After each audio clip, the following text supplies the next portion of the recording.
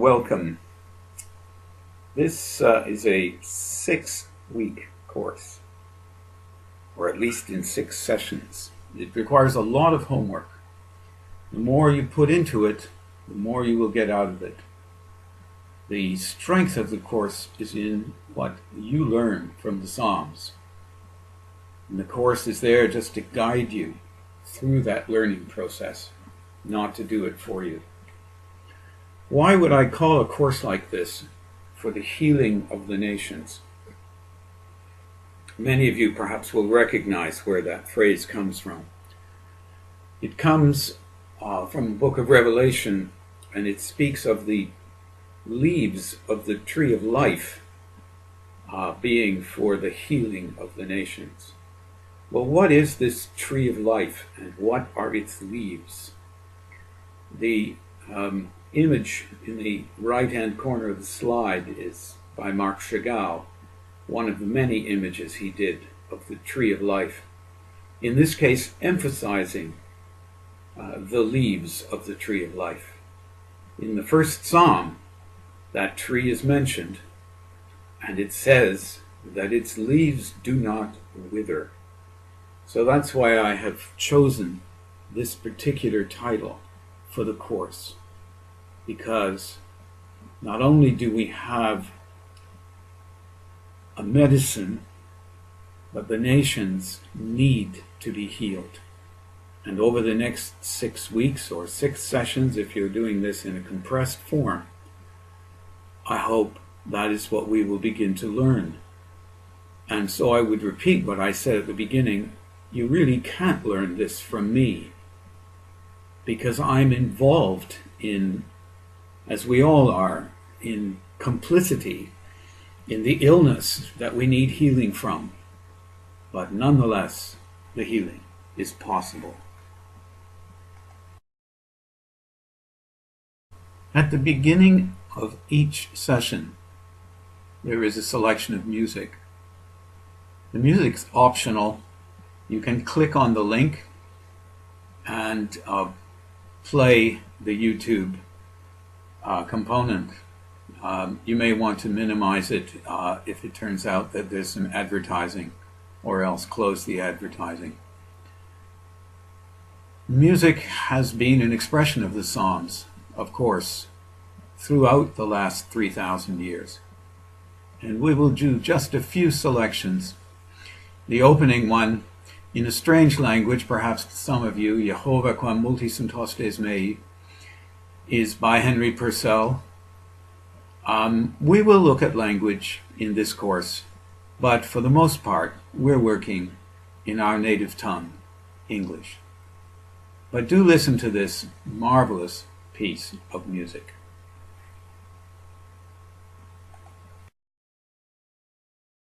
Let me first address the question, why did I study the Psalms? If another teacher is giving this course, please feel free to insert your own reasons. I went to a conference at St. Andrews University in Scotland in 2006, where I was very interested in the Epistle to the Hebrews. I had been studying it in gory detail, but I hadn't realized that there's a conversation in the epistle between the Father and the Son. And I hadn't realized that 95% of that conversation, as recorded in the Epistle to the Hebrews, is taken from the Psalms.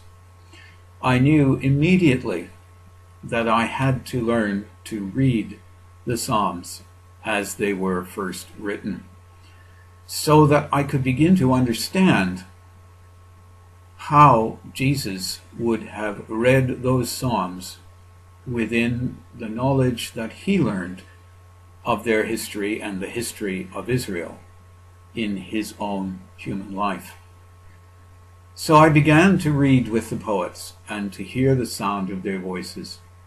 And I began to hear also, in fact, very loudly, God's reply. I can say in the spaces between the words of the poems, but they came more than spaces. They came in absolute presence in my life personally for every psalm that I read. These poems are dangerous, I said at the time. If there was a flood, there was a flood in my house. If I needed to learn penitence, I knew my own stupidity with shame. Shame is a very, very important part of what we will learn through the Psalms. There it is, a little bit of introduction. I have never been disappointed in the years that I have read these. And my readings refresh and redeem all the singing that I have done throughout my life of these same poems.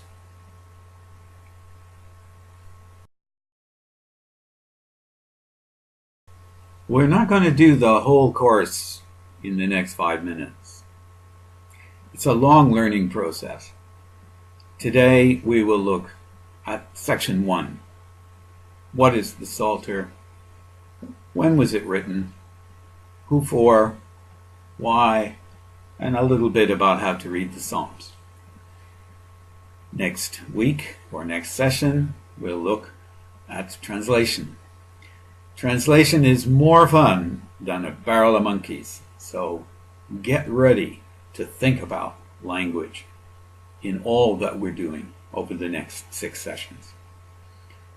In the 3rd session, we'll look at the whole and see whether there are major structures within the whole that can allow us to understand the context of each of the poems as far as where they are placed within the whole story. In the 4th session, we will look at the characters and see if we can identify with them. We'll look at the way in which the Psalms are used in the New Testament and how they are used by Jesus. In the 5th session, we'll talk about our own discipline of reading, of how to ask, of how to hear, of God's acts, and of prayer. In the 6th session, we'll look at the new song and the old song. We'll look at music, we'll look at punctuation, we'll look at how we can move into our lives and give to the next generation and to all those whom we meet the gifts that we will receive from the Psalter.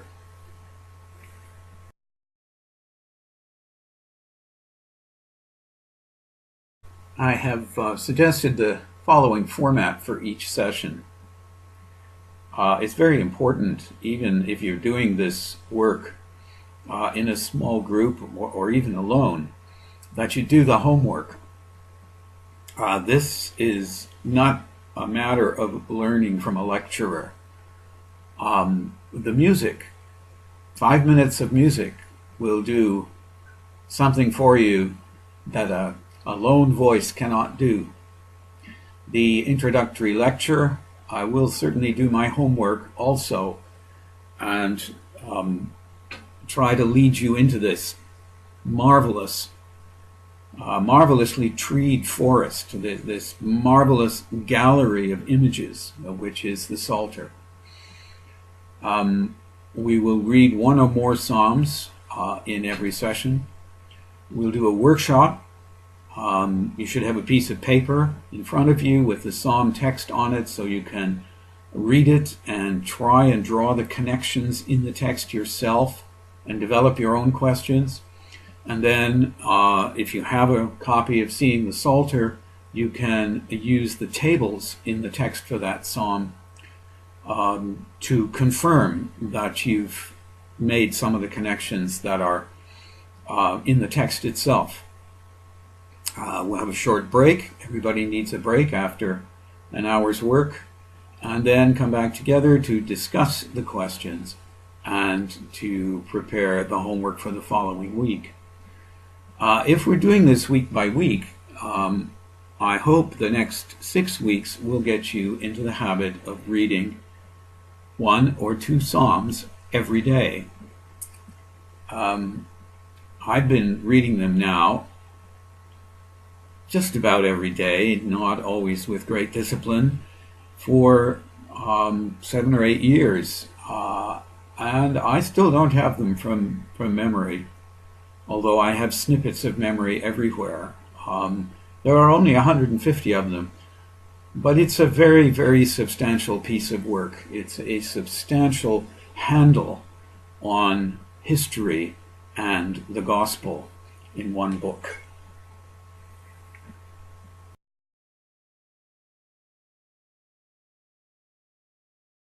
So let's get to our first questions for this first session. What is a psalter? I have had people do a double take when I say the word. Strictly speaking, the book of Scripture that I want us to see is called the Psalms. And a psalter is a book containing these psalms. I only figured this out after I'd written the book, but I think people knew what I meant if they knew what a psalter was. So the Psalter is comprised of 5 books of poetry, together containing 150 psalms.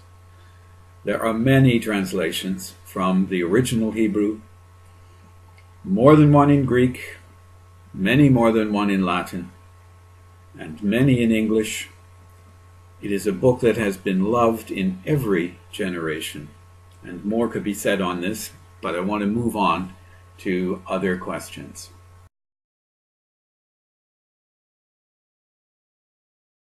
So when were these psalms written?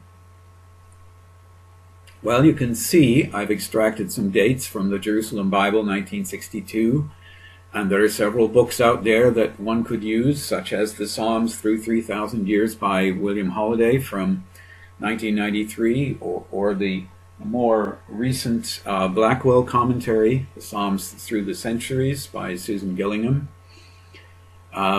We'll start about 3,000 years ago in the time of David, roughly 1,000 before the Common Era. We'll come through the period of the separation of the 2 kingdoms into the north and the south, and the conquest of Samaria by the Assyrians in 721 BCE. We'll come through to the fall of the Davidic Jerusalem line in 587, and finally through to the building of the Second Temple after the Restoration in 520 to 515 BCE, and into the period of the Restoration at the time of Ezra and Nehemiah. It's a long period of time, about as long as we would have in English poetry from Chaucer through to T.S. Eliot. So there's a lot of history in the period, and the major component of it is the exile to Babylon in the period from 587 to the later part of that century. These are kind of big questions. Who wrote them? Who did they write them for? And why were they written? We can't again answer that with a short answer. It's probable that there were many specific occasions, perhaps a particular liturgical act, perhaps a wedding, or perhaps a pilgrimage. They would have been written perhaps in times of joy or in times of trouble. Certainly, some of them were written during the exile and perhaps after the exile at the time of the Restoration. They may have been written for the king, or they may have been written for the people. In several of the Psalms, it would seem they were written for all who fear God. And ultimately, I think they were written for us who believe that it is God who teaches through the Psalms. Certainly, they were written within a covenant. And the covenant continues over a period of many years. Now, they were not only written, they were also collected. And how were they collected? And not so much who collected them, but why did the persons or person who collected them place them in particular places within the sequence that we now find them in. There's a long history to that sequence, I am sure. Many starts and stops. But the sequence that we have now is quite remarkable. And in particularly, we can see an envelope into which the whole 150 Psalms work or fit. Psalm 149 hints at the purpose of the Psalms, and it has very strong relations to Psalm 2, which itself has very strong relations to Psalm 1. So there's a kind of an outer envelope for the 147 Psalms that are between those two, and perhaps you could put Psalm 150 on the outside of the envelope, as if to say, start here if you don't know any better. But do, by all means, open the envelope and read them. And think about those sovereigns, as I've called them here, or kings, as they would be in earlier translations. These are ones who perhaps don't know mercy at the beginning, but will know mercy at the end. And how will they learn it? Let's see, by beginning to read one ourselves. So I'm not beginning with one of the beginning or ending poems. I'm beginning with the one that follows the opening two poems, Psalm 3, which, if you listen to the earlier music, we just heard.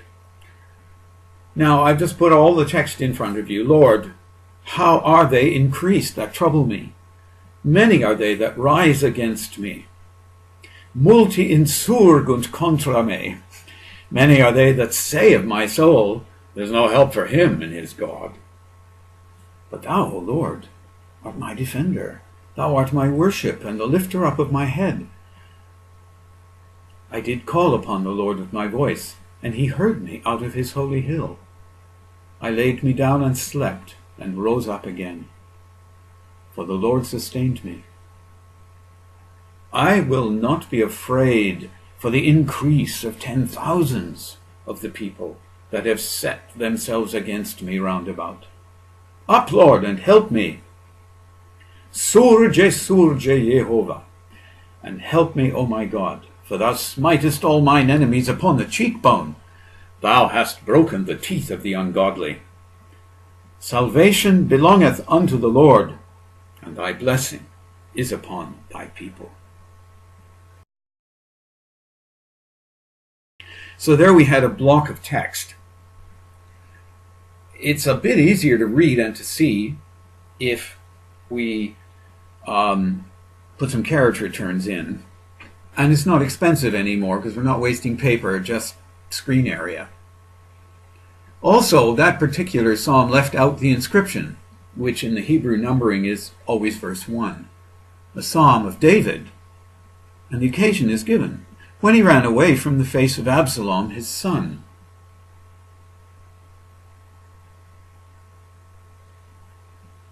Adonai, how multiplied my straits. Many arise over me. Many say of me, there's no salvation for him in God. Selah.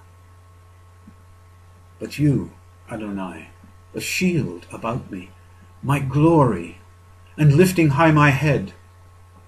My voice to Adonai I call, and he answers me from his holy hill. Selah. I lie down and I sleep. I awake, for Yahweh supports me. I will not fear the multiplicity of people that set over me. Arise, Adonai, save me, my God, for you strike all my enemies on the cheek. The teeth of the wicked you break. Of Adonai is the salvation. On your people, your blessing. Selah.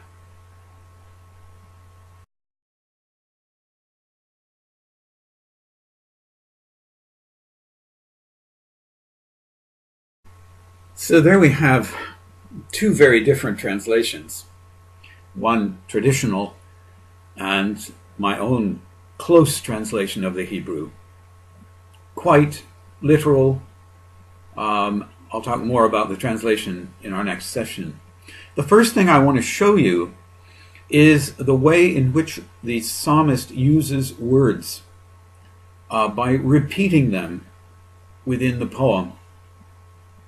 Some of these repetitions are quite strategic. First of all, notice that I have circled 6 repetitions of the holy name, the tetragrammaton, Yod, He, Vav, He, not pronounced in Jerusalem after the exile. And we have an indication of that because the Greek translation substitutes the word Lord for the holy name. And that's what I said in the Hebrew, Adonai. Some would say Hashem, or some would have the Lord, as you have in the King James Version, with the small capital letters, indicating the presence of God's name as revealed to Moses. This name occurs 6 times in this psalm, spread throughout the poem. So it is the beginning of an adoration of this God. Now, if we go to the next slide, we will see some other words that are repeated. In verses 2 and 3, we have multiplied, arise, salvation, and God repeated in sequence in verses 7 and 8. The poem has this structure of 4 words repeated, and repeated only here, and repeated in the same order. And so they show in the table as 2 parallel lines. If they had been repeated in reverse order, and we might often see this, they would show in the table as an arrowhead. When you get a repetition like this, you might often want to look in the middle, because the repetition surrounds something that is significant. Here it is that Adonai is my shield, my glory, who lifts high my head. And also we have in verse 6 a central verse, which we'll see on the next slide. I lie down and I sleep. I awake, for Yahweh supports me. You'll notice I've stuck a little hat. In the English, I use an uppercase 6. In the Hebrew, the hat occurs below the last letter in the line. And it's called an atanach, and it shows the midpoint of a verse. This particular notation is very ancient, older even than the vowel pointing of the Hebrew text.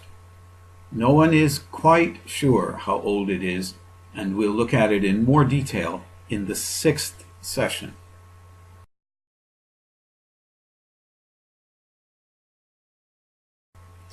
Another, and I put this secondary because I think it is secondary, and this is where I differ from recent scholarship.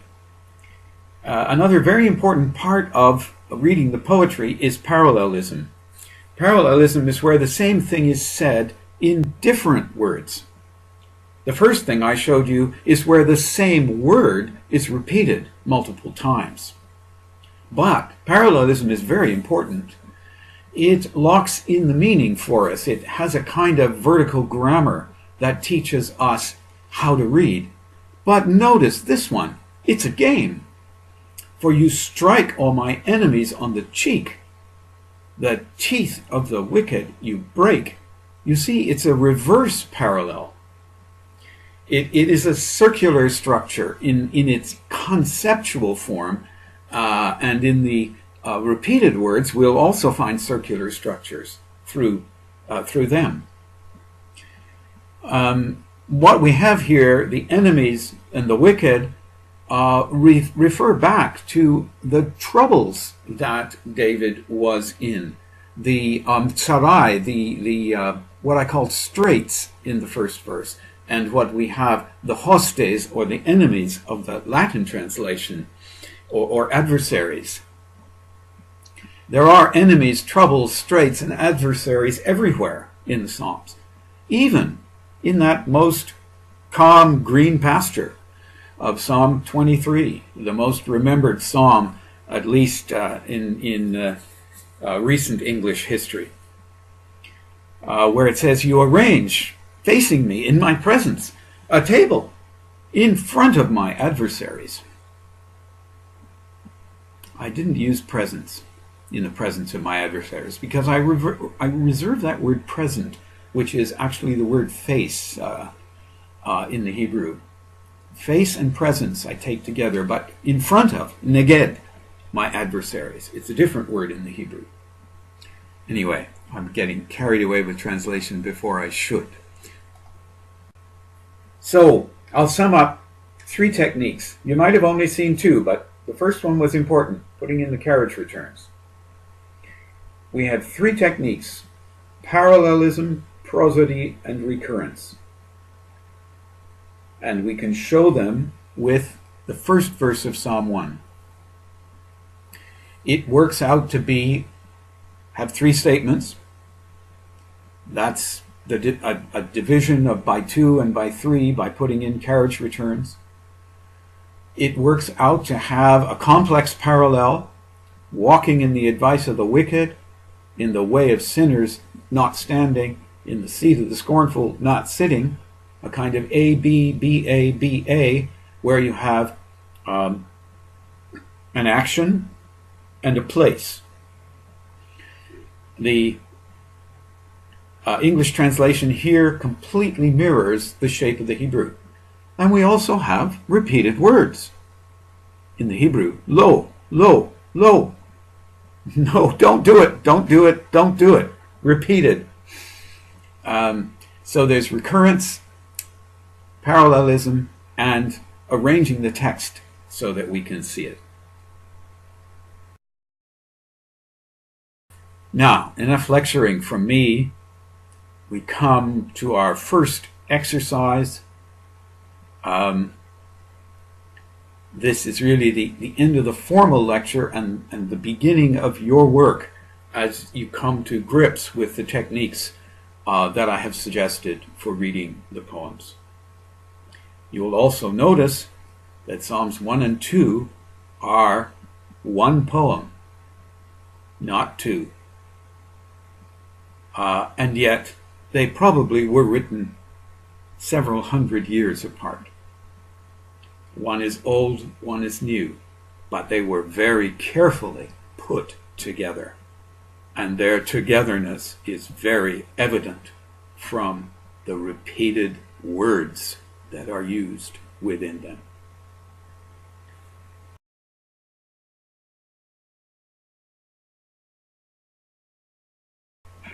Sometime later, and I remind you, you've done a lot of hard work now getting into those first 2 Psalms, and the work needs to continue.